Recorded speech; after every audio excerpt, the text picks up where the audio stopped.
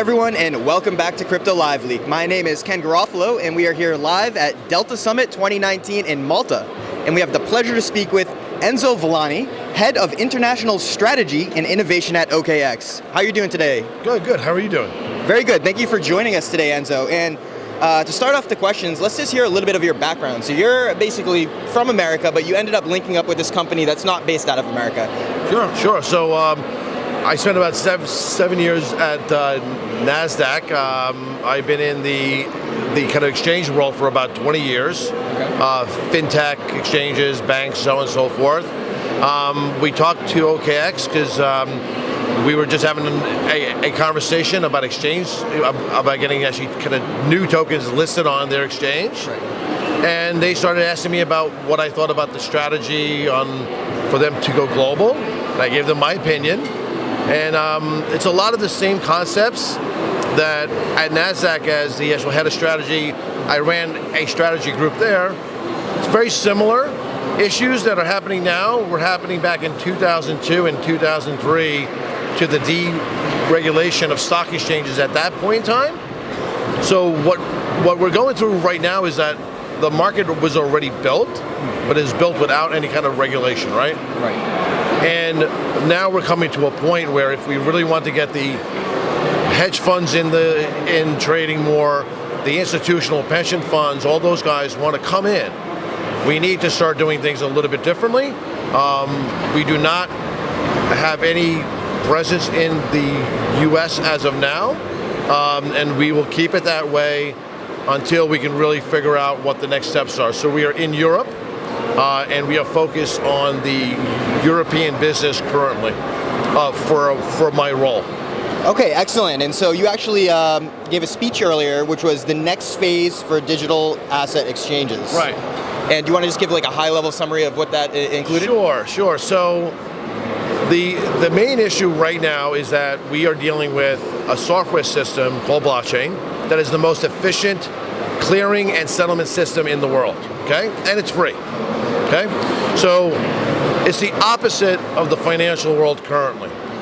So what happened is the technology came first, the market grew, and now we have to kind of go backwards and figure out what do we need to do next. Now you can go into every single jurisdiction and deal with those separately, but it would be good for us as an industry to have a global set of rules so that the different jurisdictions can see that we're managing ourselves and we're doing something that's going to give fair trading, fair pricing, fair access to most of the investors, traders, and so on. And then the other question, or the other issue, is the digital asset itself has so many different use cases that the problem is that it's being kind of bucketed into one thing. And everyone's like, oh, it's this, it's that. I'm like, it's everything, it's all, right? So we need to start to define the different classes of digital assets and stop looking at it like it's just one thing. So they're trying to put it into an old box. And I think by doing that with the SRO on a global basis with other exchanges, we don't want to own it. We actually want this to be a true decentralized membership organization. We think that we'll be able to kind of advance the cause of the entire industry. So this is what you guys are proposing, some sort of self-regulated introduction of global standards on how this industry should be regulated. Right, and the fact is that all of the markets started off that way. The London Stock Exchange, the New York Stock Exchange, they started off as membership organizations with a bunch of guys coming together, and saying, we need to have a set of rules so work on the floor and trust each other. Now we are global. We have to have some type of set of rules that helps to advance the entire industry.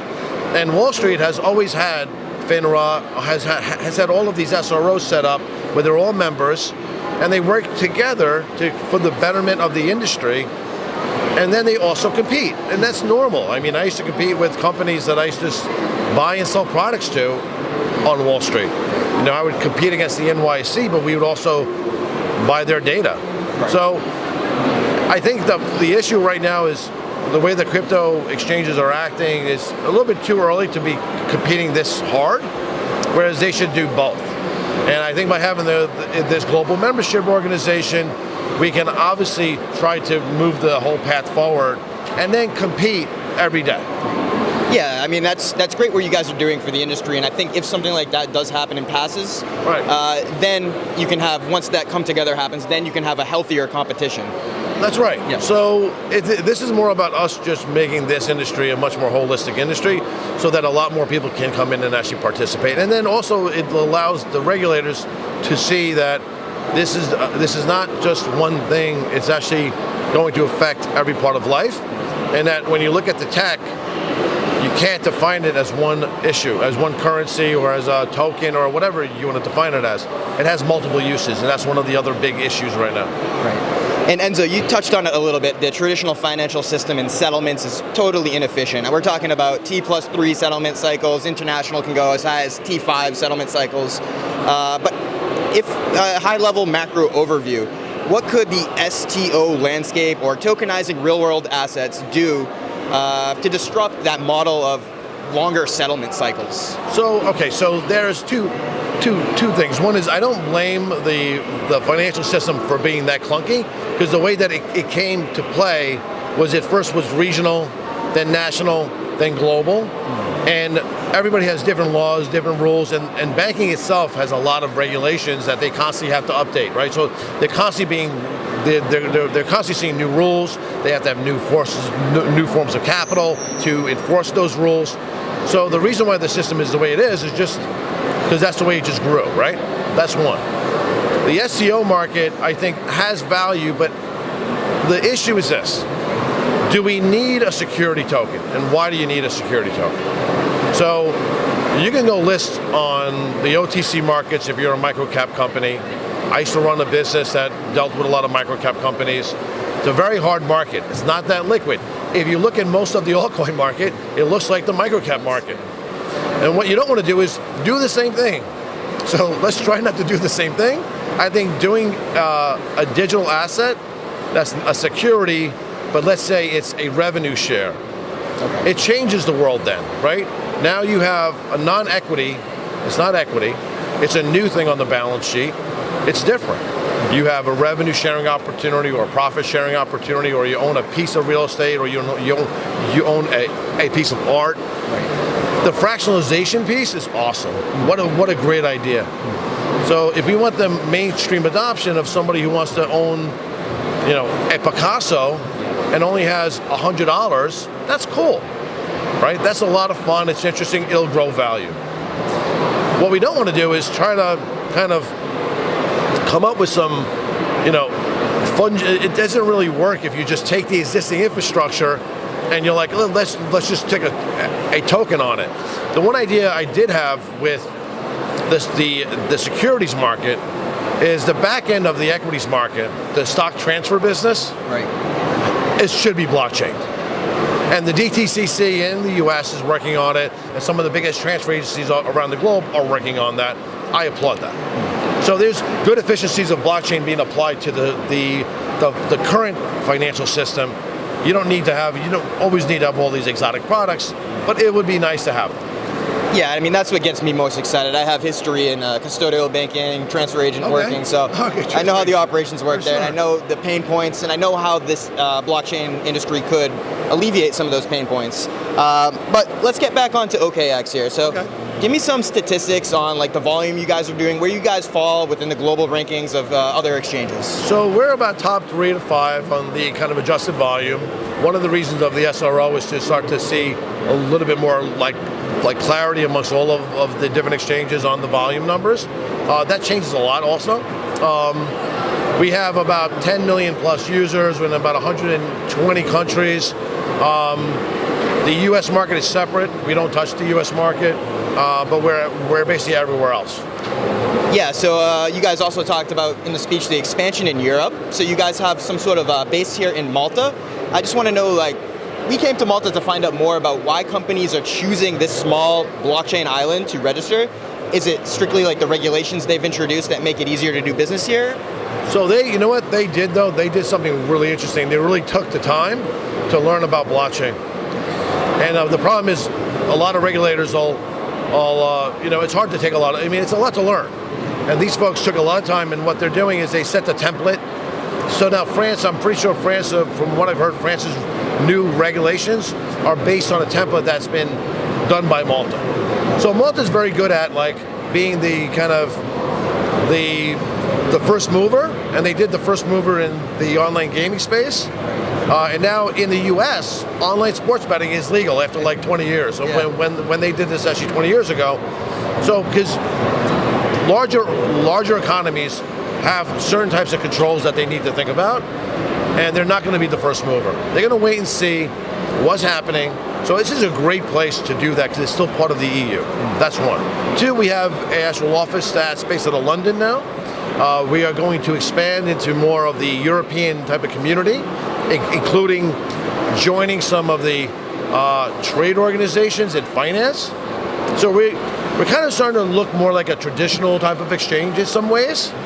But so take the best of the current exchange environment and apply it to the crypto world, but leave out a lot of the baggage that is because of the legacy of it, right? Because we don't have a legacy here. So it's like a new start. So those are some of the activities, and we expect, we've seen a lot of increase in Russia, traders, a lot of increase coming out of the kind of UK market, and we plan to expand to all over Europe. Okay, so maybe this is a good lead into the next question. Where do you envision this exchange over the next 1 to 3 years? More expansion in Europe, or what are the other plans? So this market changes every 3 months. Yeah. So we have to be like kind of cognizant of that. But in the next 1 to 3 years, our real focus is to be a very compliant exchange and start to help the compliance happen, because that's going to happen, right? The evolution of this market is if we want to have the institutional, if a pension fund wants to invest and trade, they need best execution. They need certain mandates that they have to follow personally. They have to also deal with a lot of the, so traders also have to get the best execution and be able to function in multiple disciplines, in multiple places. So our goal is to move the ball forward for the entire industry, but us trying to, leading the charge in a kind of a humble way. Let's just go step by step, and let's just make sure that whatever we do, we're giving mainstream adoption a chance, but we're also doing it in a way that's going to be as fair as possible, so that everybody just kind of we can see this whole industry grow, because there's so much opportunity for these blockchain companies to really change things and allow the unbanked, the underserved.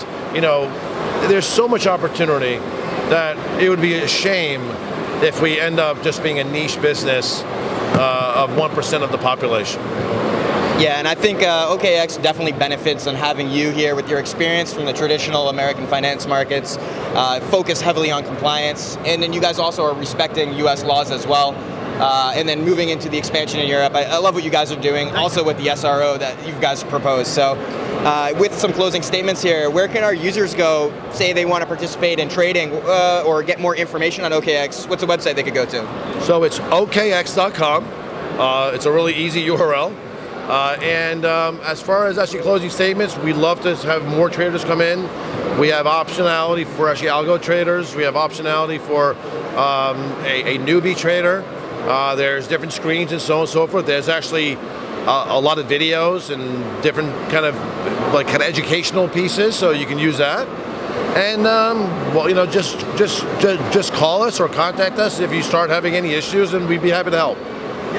Well, one more thing before we go. So community building's big with cryptocurrency in the space. So you guys actually sponsored a hackathon to begin this event here. Right. How was that? How did that go? And what was the turnout for participants? So I wasn't here that day, okay, but I did hear that it went really well. And last night at the gala dinner, they gave out 5 awards or 6 awards. A lot of great Maltese companies, some companies that are not based here also. So I think it was a really good event, and it's pretty interesting because they're really entrepreneurial, right? So these are really young startups almost, and they were so excited to be even included in this opportunity.